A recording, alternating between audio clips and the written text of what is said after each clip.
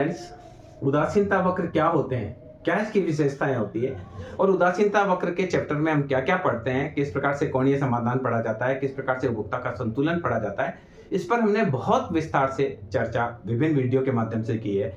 लगभग 22 से 23 वीडियो हमने उदासीनता वक्र पर बनाए हैं। उसी क्रम में आज के इस वीडियो में हम देखेंगे कि उदासीनता वक्र के क्या उपयोग है। सामान्य रूप से बहुत इंपॉर्टेंट चीज हम आज डिस्कस करने वाले हैं। उदासीनता वक्र के कई उपयोग है, उसमें से कुछ उपयोगों की चर्चा आज के इस वीडियो में करेंगे। हम इस वीडियो को 2-3 पार्ट में बांटेंगे क्योंकि बहुत सारे उपयोग है, एक ही वीडियो में बताया जाना संभव नहीं है। तो मैं कोशिश करूंगा कि ज्यादा से ज्यादा हम बात इस पर कर पाए।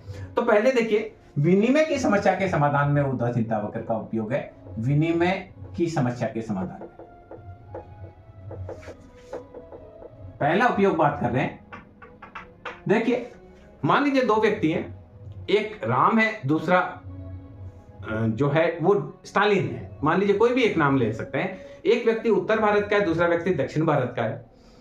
अब दोनों के जो उदासीनता वक्र है, मान लीजिए जो ये फर्स्ट पहले के उदासीनता वक्र है ICA, ICB, ICA1, ICA2, ICA3, ICA4। ये यहां गेहूं है और यहां है मान लीजिए चावल। ये राम के उदासीनता वक्र है और ये X जो A व्यक्ति है वो है राम। तो राम उत्तर भारत का है, और उसको गेहूं का उपभोग करना पसंद है। चावल का उपभोग वह कम करता है, गेहूं का उपभोग ज्यादा करता है। दूसरा व्यक्ति जो है वो डेविड है मान लीजिए साउथ का, चेन्नई का, और ये राम है उदयपुर का। ये उत्तर भारत का है और ये दक्षिण भारत का है।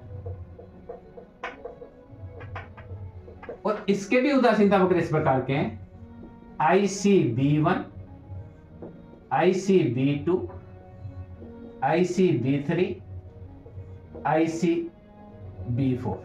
ये इसको भी यहां मिलता है गेहूं, X वस्तु के रूप में इसको भी गेहूं मिलता है और Y वस्तु के रूप में इसको भी चावल मिलता है। अब सरकार की ये नीति होती है कि सबको बराबर दिया जाएगा। सरकार के द्वारा ये डिसाइड किया गया है कि प्रति माह 5 किलो गेहूं दिया जाएगा, 5 किलो चावल दिया जाएगा। अब हो क्या रहा है, इसको चावल पसंद नहीं है, राम उत्तर भारत का है और इसे चावल कम पसंद है। राम की जगह हम और कोई नाम मान लेते हैं। मान लीजिए ये है अशोक, क्योंकि कोई फिर करेगा कि भगवान का नाम है। मान लीजिए अशोक है, वो उत्तर भारत से है, उसको ज्यादा गेहूं खाना पसंद है। और जो डेविड है वो दक्षिणी भारत से है, चेन्नई का है, उसको चावल पसंद है। पर सरकार की नीति के तहत दोनों को 5 किलो प्रति माह गेहूं दिया जाता है, दोनों को 5 किलो प्रति माह चावल दिया जाता है।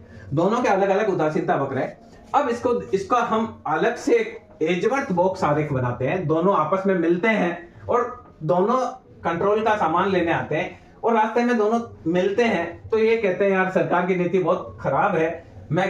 डेविड उसको कहता है कि मैं गेहूं लेना चाहता हूं, गेहूं नहीं लेना चाहता हूं, पर सरकार मुझे 5 किलो गेहूं दे रही है। इसी प्रकार से अशोक ये कहता है कि मैं चावल नहीं लेना चाहता हूं, पर सरकार मुझे 5 किलो चावल दे रही है। अगर वो आपस में विनिमय कर ले तो किस प्रकार से दोनों का फायदा हो सकता है, इसकी हम बात करेंगे इसमें। तो हम क्या कर रहे हैं, अब देखिए विनिमय की समस्या का समाधान तटस्थ वक्र के माध्यम से किस प्रकार से किया जा सकता है। सपोज कीजिए दोनों मिलते हैं आपस में। ये मैंने क्या किया, ये राम के तटस्थ वक्र है ICA1, ICA2, ICA3 और ICA4। ये हमारा X वस्तु गेहूं है, Y वस्तु चावल है और ये सारा का सारा अशोक का है। मैंने पहले बताया कि हमने नाम अशोक रख दिया OXY। अब हम 180 पे डेविड के तटस्थ वक्र को घुमाते हैं और डेविड के जो तटस्थ वक्र है उनको हम बनाते हैं वापस। पहला, ये दूसरा, ये तीसरा, ये चौथा। ये डेविड के तटस्थ वक्र है। ये ICB1, ये ICB2, ICB3 और ICB4। अब देखिए ये प्रस्विंदा वक्र इसको बोलते हैं, कॉन्ट्रैक्ट लाइन इसको बोलते हैं, जो जहां तटस्थ वक्र आपस में मिलते हैं उस लाइन को हम बोलते हैं कॉन्ट्रैक्ट लाइन प्रस्विंदा वक्र। अब मान लीजिए दोनों पहली स्थिति में कहां है, दोनों पहली स्थिति में सपोज कीजिए दोनों पहली स्थिति में यहां है, एम बिंदु पर है। ये आपका है गेहूं डेबिट का और ये चावल डेबिट का। अब देखिए दोनों एम बिंदु पर है।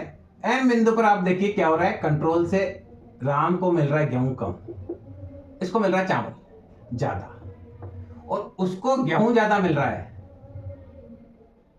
X1 डैश, और चावल कम मिल रहा है, ये इतना चावल।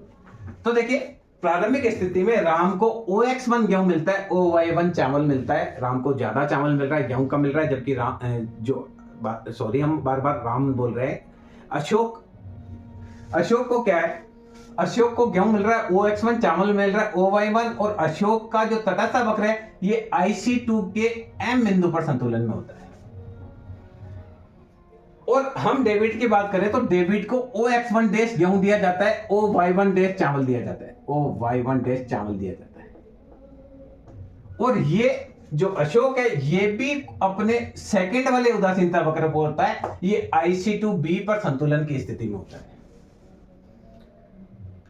अशोक भी अपने द्वितीय उदासीनता वक्र पर है, जहां उसको गेहूं कम मिल रहा है, चावल ज्यादा मिल रहा है। डेबिट साउथ में ज्यादा, कंट्रोल रूम में ज्यादा दिया जाता है। सपोज करो उसको जो है गेहूं ज्यादा मिल रहा है, उसको भी चावल कम मिल रहा है, वह भी द्वितीय उदासीनता वक्र पर है। अब अगर एम बिंदु से ये कांटेक्ट कर रहे, ये मान लो प्रस्बिंदा वक्र है।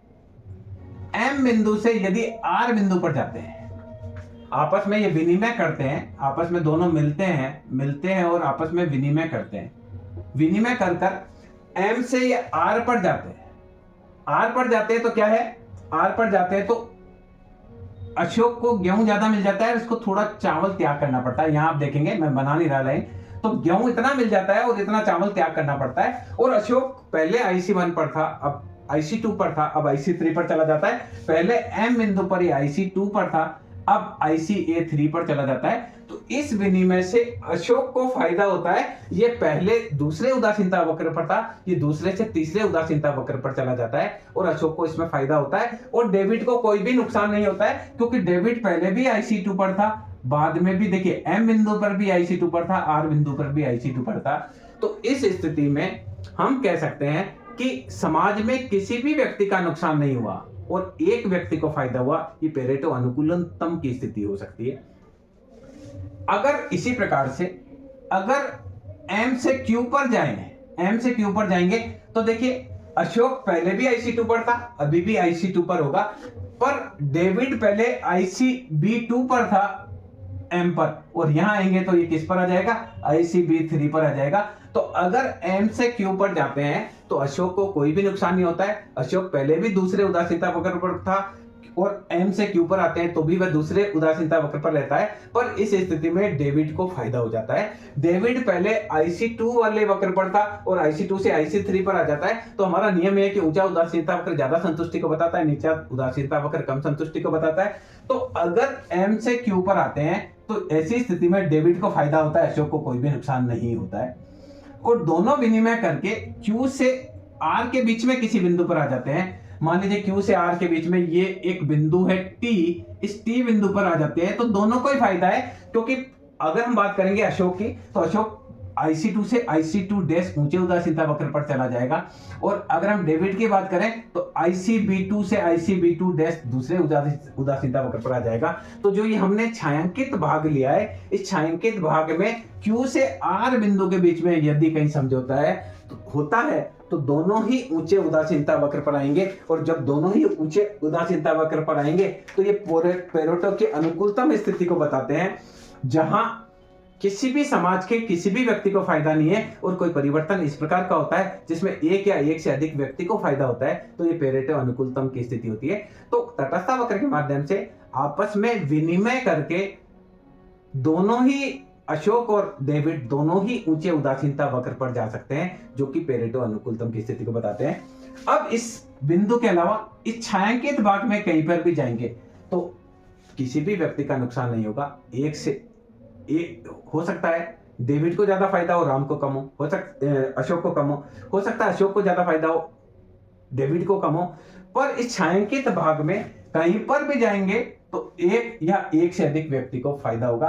तो यदि ये Q से R बिंदु के बीच में कहीं संतुलन में होते हैं तो ये पेरेटो अनुकूलतम की स्थिति को बताते हैं। क्योंकि पेरेटो का क्या कहना था कि यदि कोई परिवर्तन इस प्रकार का हो जिसमें समाज के किसी भी व्यक्ति का नुकसान नहीं हो और एक या एक से अधिक व्यक्ति पहले से बेहतर स्थिति में होते हैं तो उस स्थिति को हम पेरेटो अनुकूलतम की स्थिति कहते हैं।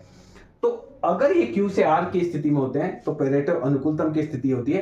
पर यदि ये Q R के अलावा इस छायांकित भाग में जो हमने डैश डैश करके बताया इसके बीच में भी कहते हैं तो इसे पेरेटो उप अनुकूलतम की स्थिति कह सकते हैं। क्योंकि इस छायांकित भाग में दोनों कहीं पर भी जाएंगे या तो दोनों को ही फायदा होगा या एक को फायदा होगा, दूसरे का स्थिति में कोई भी नुकसान नहीं होगा। तो इस प्रकार से तटस्थता वक्र के माध्यम से हम विनिमय की समस्या का समाधान कर सकते हैं। यदि किसी स्थिति में कोई परिवर्तन इस प्रकार का किया जाए जिसमें सरकार का भी कोई नुकसान नहीं है, सरकार का उतना ही गेहूं लग रहा है उतना ही चावल लग रहा है, पर ये आपस में बदल लेते हैं। डेविड अपने गेहूं राम को अशोक को दे देता है और अशोक अपने चावल डेविड को दे देता है। चूंकि अशोक के द्वारा गेहूं पसंद किया जाता है तो वह ऊंचे उदासीनता वक्र पर चला जाएगा। डेविड के द्वारा चूंकि चावल को पसंद किया जा रहा है तो वह भी अपने ऊंचे उदासीनता वक्र पर चला जाएगा। इस प्रकार से दो व्यक्तियों के मध्य विनिमय की समस्या के समाधान में हम तटस्थता वक्र का प्रयोग कर सकते हैं। और तटस्थता वक्र के उपयोग के बारे में हम और डिस्कस करेंगे नेक्स्ट पार्ट में। मैं समझता हूँ इस वीडियो के माध्यम से आप समझ पाए होंगे कि किस प्रकार से दो व्यक्तियों के मध्य विनिमय की समस्या का समाधान तटस्थता वक्र के माध्यम से किया जा सकता है। दूसरी हम बात कर सकते हैं आय व अवकाश के बीच में संतुलन की बात करें तो वह भी तटस्थता वक्र के माध्यम से किया जा सकता है। तटस्थता वक्र के कई उपयोग है और हम चर्चा करेंगे। आय व अवकाश की हम बात करते हैं। आय व अवकाश का चुनाव,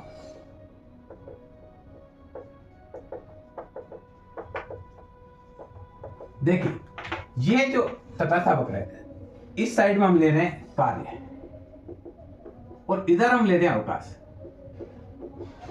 और ये मजदूरी। क्लियर? तो हम मजदूरी को हमने इसमें माना, यहां हम आराम को ले लेते हैं और ये लेते हैं काम को, और ये मान लीजिए काम और इसमें उदासीनता वक्र है। ये बताता है कि मजदूरी दर जब ज्यादा है तो व्यक्ति कार्य काम ज्यादा करता है। देखिए काम ज्यादा कर रहा है, आराम इतना सही कर रहा है OL1। जब मजदूरी दर कम होती है तो व्यक्ति काम के स्थान पर आराम को प्राथमिकता देखता है, आराम बढ़ा देता है L2, काम थोड़ा और कम करता है। मजदूरी दर यदि बहुत कम कर दी जाए तो व्यक्ति आराम ज्यादा करना पसंद करता है, काम कम करना पसंद करता है। प्राय आप मार्केट में देखेंगे तो जब कम मजदूरी दी जाती है तो कम मजदूर काम करने के लिए तैयार होते हैं, अर्थात वह कम मजदूरी पर बजाय काम करने के आराम को प्राथमिकता देते हैं। तो तटस्थता वक्र के माध्यम से हम यह भी समझ पाएंगे कि व्यक्ति कितना काम करना चाहेगा और कितना आराम करना चाहेगा। मान लीजिए टोटल वर्क है x मजदूरी के लिए और टोटल पैसा इसको मिलता है W। तो अगर वो OX काम करता है, अगर इतना काम करता है तो इतनी मजदूरी मिलती है। अब अगर मजदूरी दर उसकी W2 है, W2 मजदूरी पर वह इतना तो आराम करेगा और इतना काम करना चाहेगा, XL1 काम करना चाहेगा।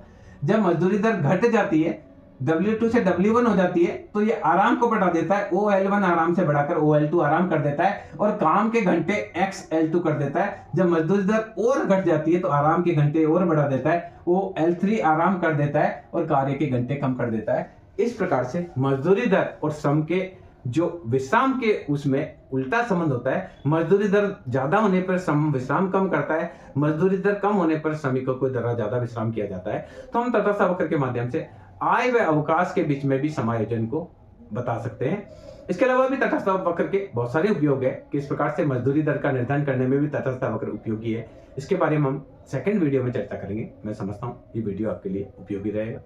धन्यवाद।